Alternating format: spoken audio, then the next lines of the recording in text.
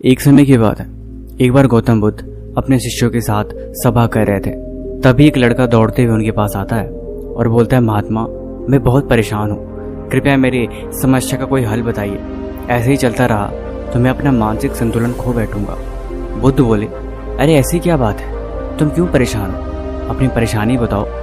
वो लड़का कहता है कि मेरे मन में न चाहते हुए भी बार बार अनावश्यक चिंताएं घेर लेती हैं और मैं हर बार गहरी चिंता में खो जाता हूँ और उसके बारे में बहुत बार सोचने लग जाता हूँ। मैं जानता हूँ कि वो चीज़ें ज़रूरी नहीं है, लेकिन फिर भी उनका ख्याल बार बार मेरे मन में आ जाता है। कृपा करके मुझे बताएं कि मन में आ रहे ख्यालों को कैसे रोकें।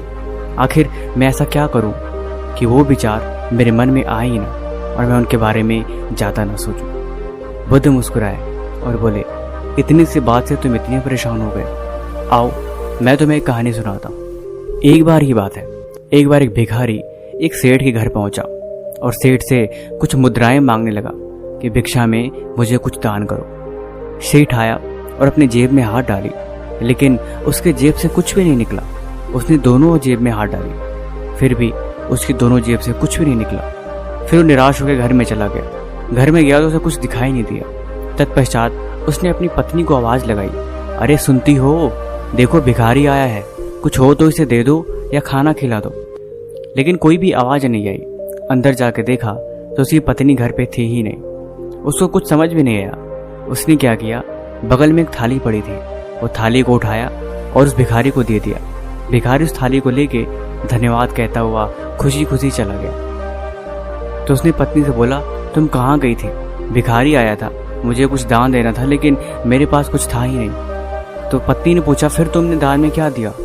उसने बोला कि यहाँ पे एक थाली रखी हुई थी, मुझे कोई और वस्तु नहीं मिली, इसलिए मैंने वो थाली उठा के उस भिखारी को दान में दी थी। पत्नी चिल्लाने लगी, अरे तुम्हारा दिमाग खराब हो गया है क्या, तुम पागल हो गए हो? वो थाली नहीं, वो चांदी की थाली थी, वो बहुत ही कीमती थी। तुमने वो थाली उठा के भिखारी को दे दी। दौड़ के जाओ और उसे मांग के वापस लेके आओ। तुमने ये क्या कर दिया? वो सेठ घर से बाहर निकल जाता है उस भिखारी को ढूंढने के लिए कि वो भिखारी कहाँ गया। काफी दूर जाने पे आखिर वो भिखारी दिखाई देता है। वो उसे दूर से आवाज लगाता है, अरे भाई, मेरे भाई, रुको रुको। तो बोलता है, क्या हुआ सेठ जी, आप इतने परेशान क्यों लग रहे हो? वो उसे बताता है, दरअसल जो थाली मैंने तुम्हें दी, मैं तुम्हें ये बताने आया हूँ कि थाली बहुत कीमती है, इसे कहीं कम रेट में बेच मत देना, या हो सके तो उसे बेचना भी मत, क्योंकि जानने जाने में तुमसे गलती हो जाएगी और तुम्हारा बड़ा नुकसान हो जाएगा।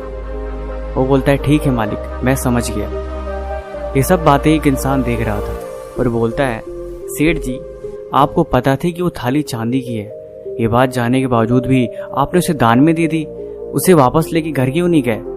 फिर सेठ जी मुस्कुराने लगे और बोले, दरअसल मैंने वो थाली उसे दान कर चुका था, और दान कर दिया मतलब कि उसमें मेरा कोई हक नहीं, और जब मेरा कोई हक नहीं तो मैं भला परेशान क्यों हूँ? तो उस व्यक्ति ने पूछा, अगर ऐसी बात थी तो फिर आपको दौड़ के इसे वापस बताने की क्या जरूरत है? आप घर पे भी रहते तो कोई दिक्कत नहीं होती। सेठ जी ने फिर जवाब दिया, दरअसल मैं चाहता था कि चलो मेरा नुकसान हुआ तो हुआ, लेकिन आगे उस गरीब भिखारी का नुकसान ना हो, क्योंकि अगर उसे ये बात पता नहीं होती तो उसे कम दाम में कहीं बेच सकता था। इसीलिए मेरा नुकसान हुआ तो चलो ठीक है, लेकिन उसका नुकसान हो जाए फिर उसके साथ बुरा होगा। मन इसी बात से परेशान रहता है। मन को नुकसान बता दो, मन को कोई गलती बता दो, नुकसान बता दो, तो वो पश्चाताप करता है और बार बार उसी के बारे में सोचता है। इसलिए मैंने भिखारी को बात बता दी। फिर गौतम बुद्ध ने बोला, समझे, मन ऐसे ही है, मन बस अनावश्यक चीजों से परेशान रहता है। तुम बहुत ज्यादा सिर्फ उन बातों को ही सोचते हो जिस बातों का तुम कोई हल नहीं निकाल सकते। बहुत ज्यादा सोचने से समस्याओं का हल नहीं मिलता, तुम बस उन्हें सोच के चिंतित रहते हो। इसीलिए अनावश्यक चीजों का बोझ हटाना हो तो मन को यकीन दिलाना सीखो कि दरअसल कुछ नहीं हुआ है। जब मन चिंता में हो जाता है तब तुम सही गलत, सच झूठ की तुम्हें समझ नहीं होती, फिर तुम गलत फैसले लेते हो।